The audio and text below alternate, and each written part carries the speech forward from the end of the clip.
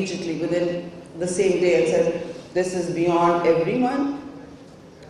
We need to, so we said, all right, we contact the Foreign Office, PM's office, we need to really respond to this somehow. Then we got a Bowser plane, a water Bowser plane from Iran, who obviously are equipped for this. They have a similar topography to Balochistan.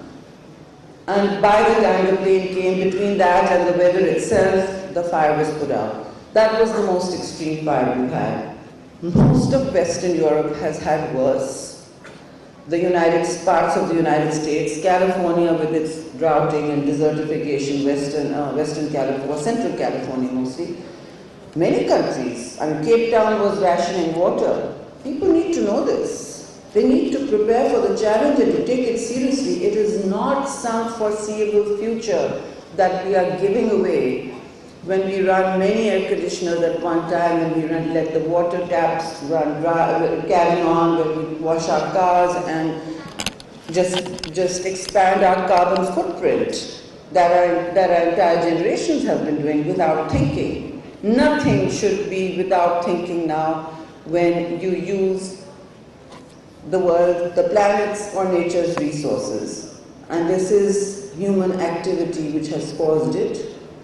It is the age of the Anthropocene, which means this is the first century which human beings have dominated, and from the pre-industrial revolution to now, we have destroyed most of our resources. Our exploitation has been injudicious, even rapacious of this planet. And now Pakistan is facing what, say, a developed country or a slew of developed countries have done in their backyard.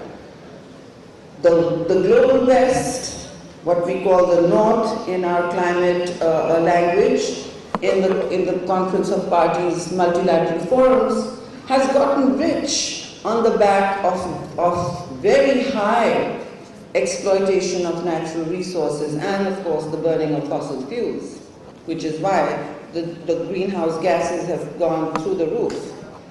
And why we are facing the forest fires, the heat waves, the flooding, the desertification, sometimes even at the same time, and the melting of our glaciers. And we have had 3 times as many glacial lake outburst events, they're called GLOF events, flood events, than we have normally every year. So 3 times as many GLOF events. We have saved human lives because we have monitoring systems in GB, which is bizarrely run by my ministry. That's an anomalous project, but we do it well. So we've been able to save lives, but obviously not infrastructure. When the water rushes in a terrible cascade, nothing stands in its way. But we've had the communities move out in time because you can see that it's coming. So you know, severe consequences, immediate, medium term and long term. And we've been planning for that yesterday. I had to get the attention of the cabinet. I said, this will keep on recurring. This level of flooding preceded by drought in Balochistan and Sindh. Again, both are flooded.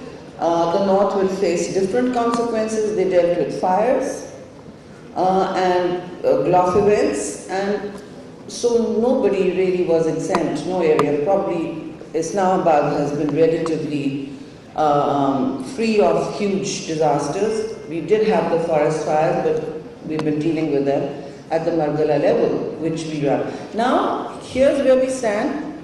What do we do?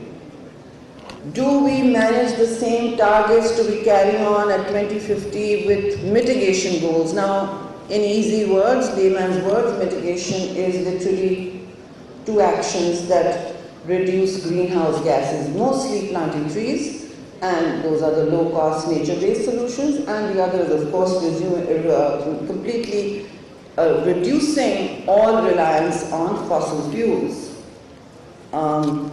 Most countries have an energy base load. I wish the power minister was here, that even Germany is resorting back to coal right now because the carbon footprint of a war is high. Now, had this war been raging in South Asia, Let me tell you, the carbon footprint would have been calculated, we would be hectored every day for being irresponsible leaders, not sorting our problems via diplomacy. That's happening in the heart of Europe, ladies and gentlemen. And it is completely messing up supply chains, food security, water, everything, absolutely everything, you know. But there it is. And it is making countries that had committed, had reduced their carbon footprint shall we go back to coal? They need a base load. Renewables are not always able to provide the heavy, at this point at least, the heavy base load needed that is constant and reliable. We need batteries, wind and solar, as you know. The only good news for this in Pakistan is that we have the resources to eventually move to renewables, and we are resetting our targets to renewables. We are setting them for our own good. We've already committed very high ambitious NDCs for mitigation targets last year for 50% reduction in our fossil fuel usage, and then grading down